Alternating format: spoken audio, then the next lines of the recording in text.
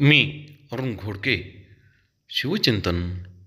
कोकणची किनारपट्टी अधिक सुरक्षित ठेवण्यासाठी शिवरायांनी जलदुर्गांना महत्त्व दिले.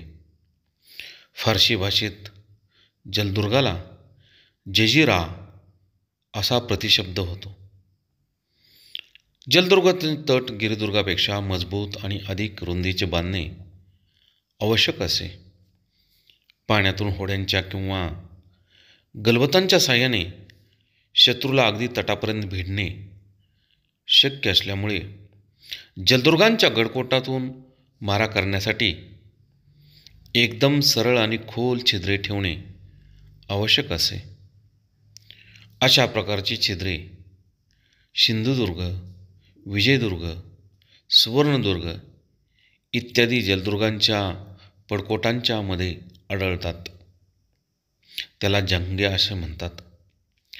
शिवाजी महाराजांनी बांधलेल्या जलदुर्गामध्ये सिंधुदुर्ग हा महत्त्वाचा किल्ला असून मालवणजवळ समुद्रात असलेल्या खडकाळ बेटावरती या जलदुर्गांची उभारणी केलेली आहे.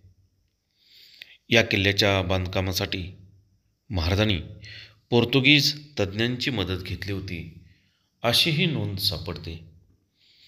किल्ल्याच्या जवळ पाया घातला त्यावेळी 5 खंडी शिसे ओतल्याचे सांगितले जाते. किल्ल्याच्या संपूर्ण बांधकामासाठी महाराजांना 1 कोटीहून त्यावेळी खर्ची घालावे लागले. बांधकामाला प्रारंभ करण्यापूर्वी शिवाजी महाराजांनी विधीपूर्वक भूमिपूजनही केल्याचा उल्लेख आढळतो. बहुत काय बोलणे. राम कृष्ण हरी.